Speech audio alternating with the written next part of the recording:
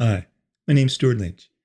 In this video, we're diving into the new toolbar enhancements in iOS 26, and that includes glass buttons, semantic and positional placements, navigation subtitles, and modal sheet transitions using matchGeometry effect. So let's see how these updates can transform your SwiftUI apps. In OS 26, the liquid glass effect carries through to toolbars too, with some interesting characteristics and improvements. By the end of this video, you're going to learn all about toolbars and sheets, among other things. In the first view, we'll learn about semantic toolbar items and the new glass buttons used. And we'll also learn about the new subtitle. This will be followed by positional toolbar items and groupings and toolbar spacers, and that also includes the bottom toolbar. And then finally, you'll learn about the new matchGeometry transition and a large title toolbar that you can use for your views. There is a lot to cover. I do have a starter project for this video, and I encourage you to download it from the link in the description. There are 2 branches, and if you want to work along with me, download the starter project branch. You can either clone the repository or download the zipped archive.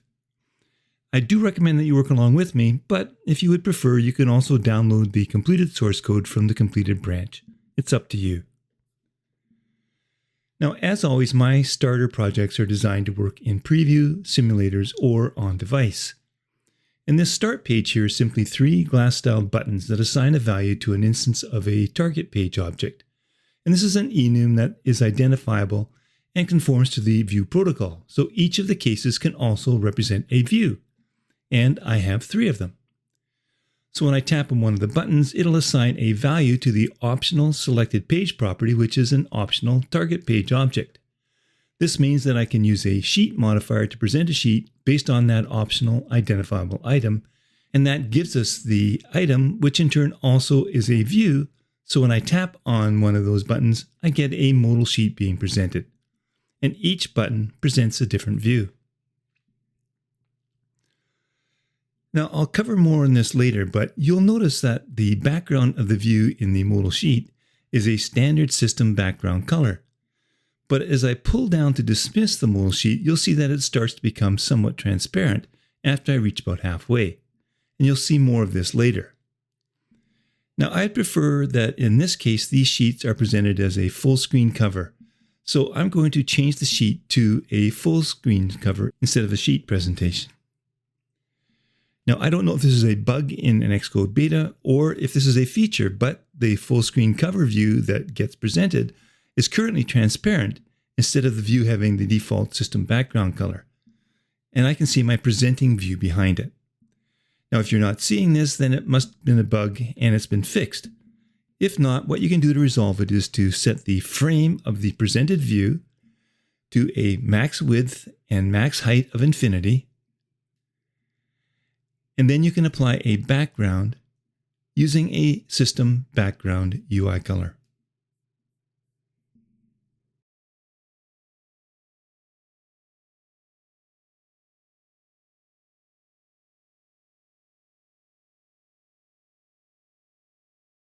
If you're enjoying this video, please give it a thumbs up and leave me a comment. And make sure you subscribe to my channel and enable notifications. You can also subscribe to my weekly newsletter. I'll leave a link in the description. The newsletter will provide you with more information about my latest videos, along with what's coming up, plus some extra bonus material. Now, if you enjoy my content and want to support my work, you can buy me a coffee. If you really enjoy it, you can become a monthly subscriber and receive early access to all of my videos before they're released on YouTube.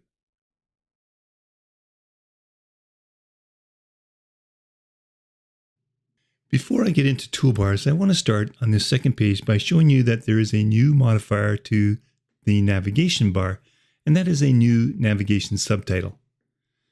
You can apply a navigation subtitle to the content within a navigation stack, and it'll propagate up to be displayed below the navigation title. On this page, we're going to be going through the SemanticToolbar Placement, so let's use that string as a subtitle. And this will work both for the standard large display mode as well as an inline. So let's get started on the topic of toolbars. Inside the navigation stack, as you're likely aware, you can apply a toolbar that contains a view builder, and this can contain toolbar items. If you don't specify a toolbar item, you can just create a button, and it will default to the top trailing edge of the toolbar. So let's try this by adding a button and use the title system image initializer. For the title, I'll use the string done, and for the system image, checkmark. And the action will be whatever we're going to be doing. And you can see that the toolbar is now a regular glass button at the top trailing edge. Now, what I want this solution to do, though, is to perform some action, then dismiss the view itself as it's being presented as a modal sheet. So I'm going to create an environment variable for the dismiss key path. And then as the action for my button, I can perform whatever action the done button is supposed to do, and then I can call the dismiss function from the environment. If I return to Start View, you can see this works as expected. Now this, however, may not be the best way to create your toolbar buttons, particularly if you're going to have many of them.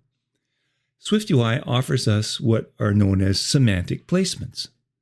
And with semantic placements, SwiftUI determines the appropriate placement for the item based on its intent and its surrounding context, like the current platform.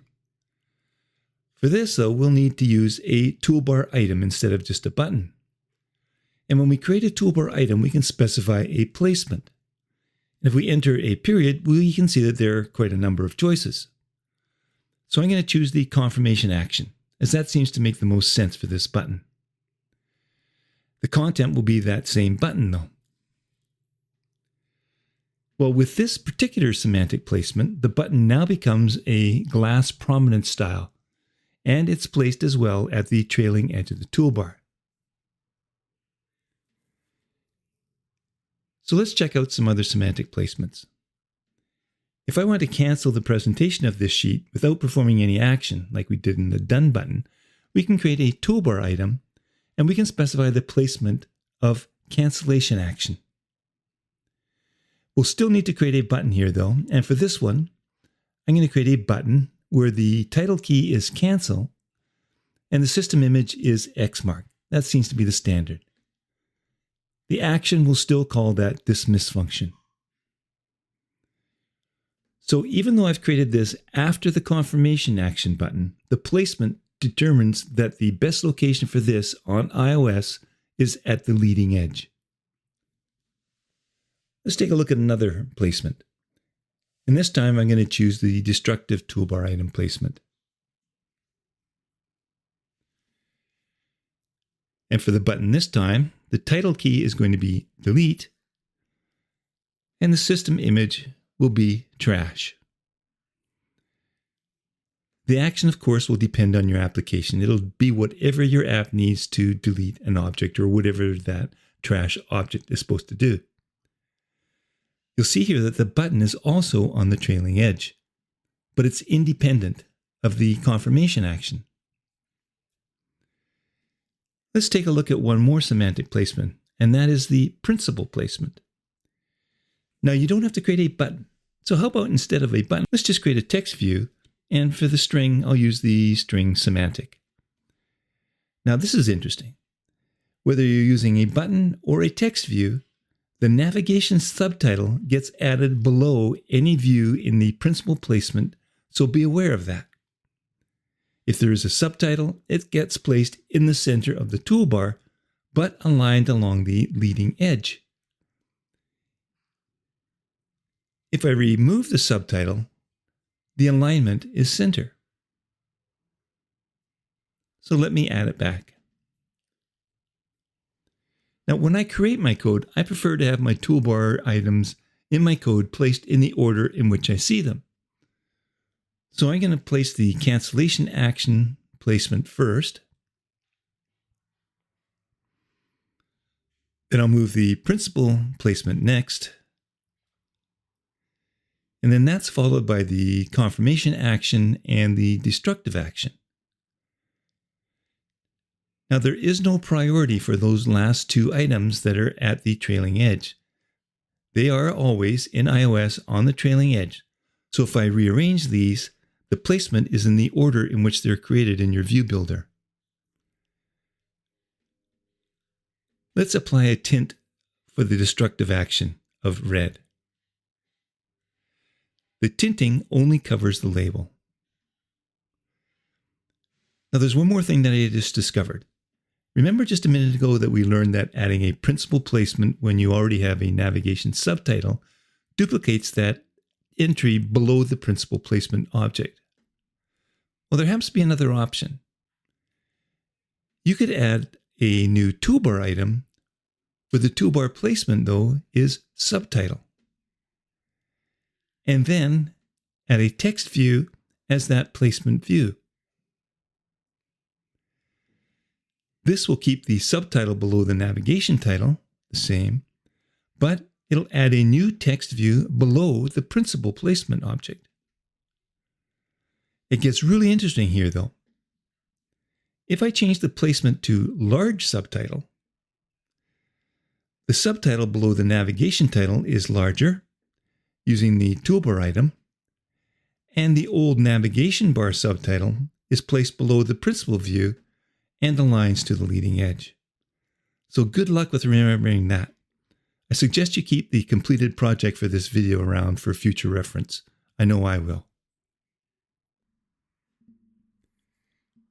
In the second view, I want to focus on positional placements rather than semantic placements. So first, let's add a simple navigation subtitle to describe what this view is all about.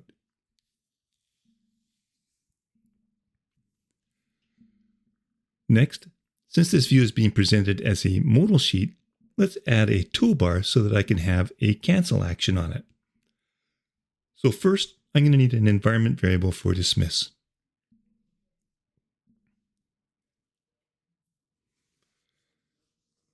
For the toolbar item, then, I can use the cancellation action placement.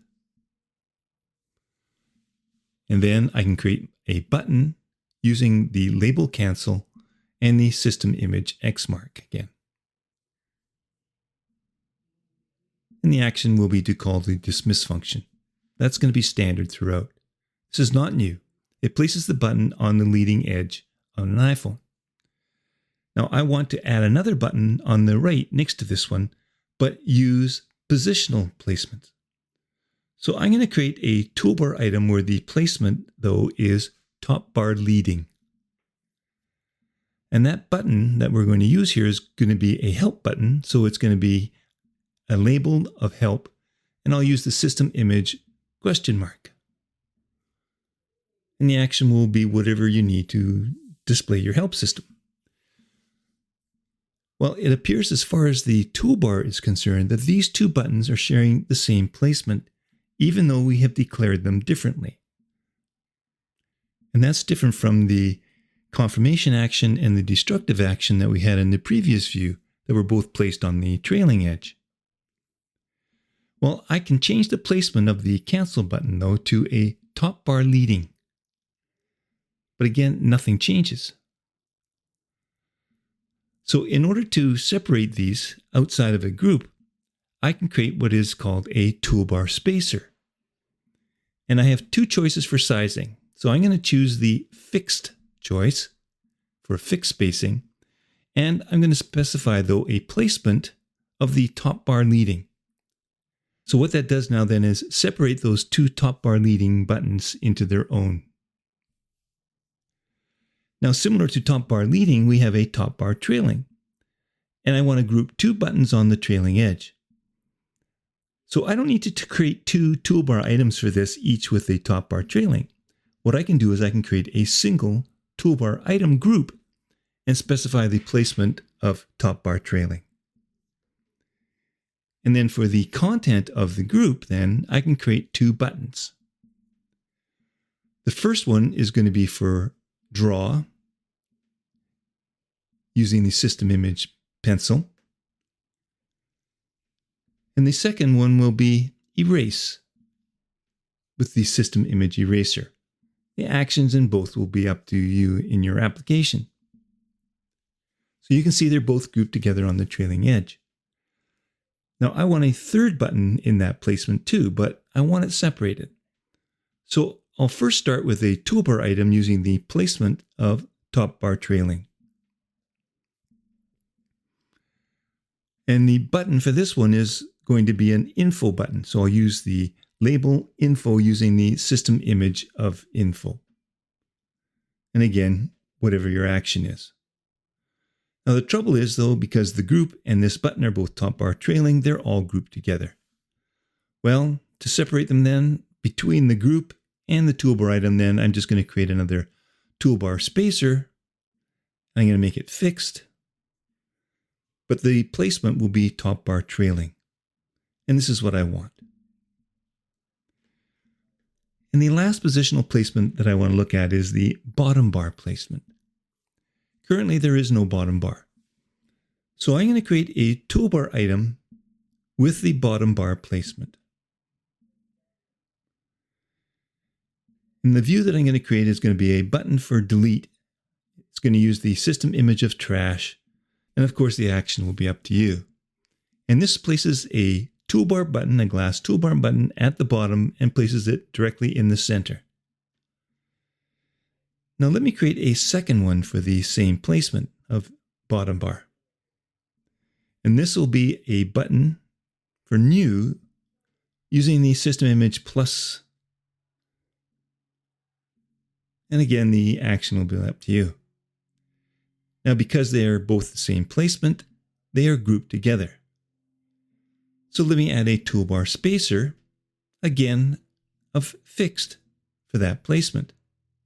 And this separates them.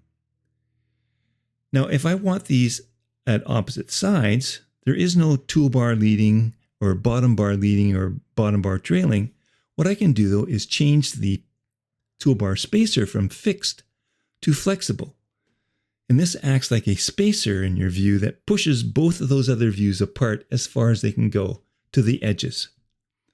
With fixed toolbar groups and flexible spacers, you can arrange buttons on your bottom bar toolbar any way you like. In this last view, I want to get back to modal sheets that in this case are going to be presented via a toolbar button.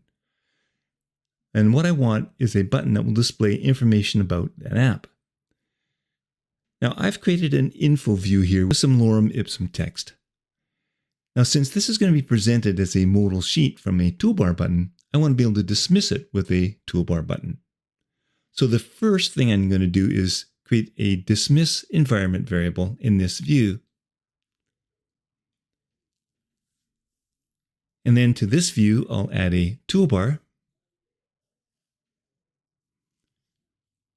And then a toolbar item with the cancellation action placement.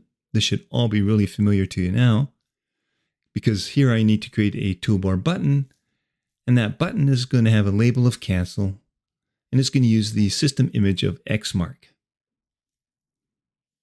And the action will be to call the dismiss function. So returning now to our presenting view, let's add a toolbar button here so that we can add an info button. So the toolbar item that I want to use here is going to be a semantic one that will be the primary action placement. And on an iPhone, this is going to place it at the trailing edge. The button is going to be an info button, so the label info using the system image info. And the action is going to have to initiate the presentation of a modal sheet. So for this, I'm going to use a sheet with the isPresented initializer. So I will need a Boolean state property for that. So let's create that now. The Boolean state property that I'm going to call showSheet, and I'll initialize it as false. So the action for my toolbar button then is just to toggle that showSheet variable. So now that I have that, I can present a sheet using the sheet where isPresented is bound to showInfo. And this is going to present our info view. But let me also add some presentation detents of both medium and large. Now when I tap the button, the modal sheet presents first as a medium sheet. And here's where you can really see that background is showing through on this medium-sized detent. As I expand to the top, though, it gradually becomes completely opaque. This is now in iOS 26. But we can do something even better here, and that is to apply a transition. We're going to use a transition match geometry. So the first thing that we're going to need to do is to create a namespace. And I'll call that namespace info space. And then to the info view that's being presented, I can apply a navigation transition. And for the navigation transition style, you can choose zoom. For some reason, Xcode's not picking up autocomplete for me. That could be a beta bug. Anyway, this requires a hashable source ID in some namespace. So for the source ID, I'm just going to use the string info. That's hashable. But the namespace is going to be our new info space namespace. Now we want to match the transition here with the initiator, which is our toolbar item.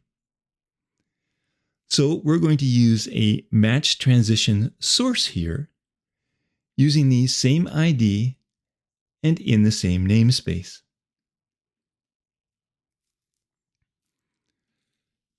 Now when you tap the info button, instead of the sheet appearing up from the bottom, it zooms out from the button itself.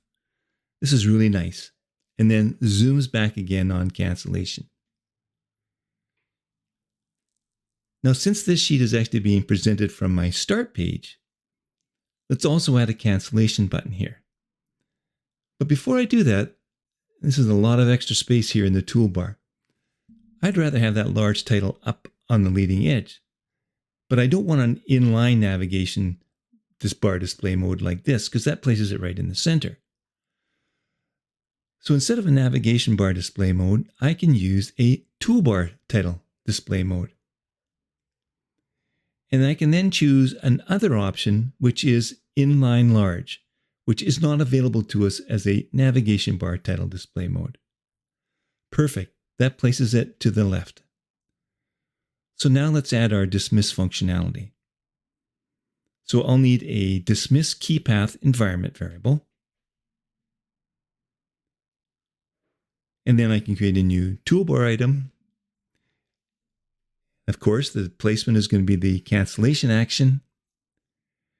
And the button is going to be our same one that we use in every other case. It's going to be a button with a label of cancel using the system image xmark.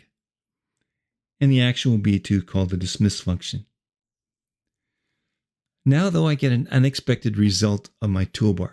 And that's because of that toolbar title display mode of inline large. It's preventing the placement of the cancellation action, which is on the leading edge. Instead, it gives me a more button with a single item that's hidden under the more actions. That's not really what I want to do. So I'm not going to use the cancellation action here. Instead, I'm going to change the placement to a primary action.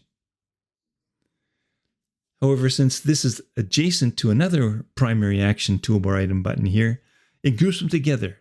So I want them separated. And therefore that calls for a new fixed toolbar spacer between the two with a primary action placement. Perfect. One last check from our start view then. And as I go through all of my buttons, I can verify now that everything is working as expected. So that's it for this video. And I hope you've learned something here from the video as I did researching and preparing for it.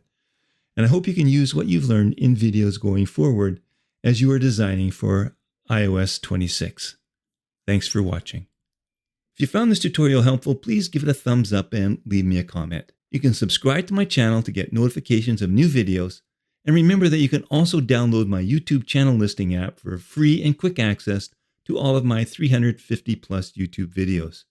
A link's in the description. And also remember, I have a full SwiftUI course available on my Teachable site where you learn how to build a fun, multi-targeted app.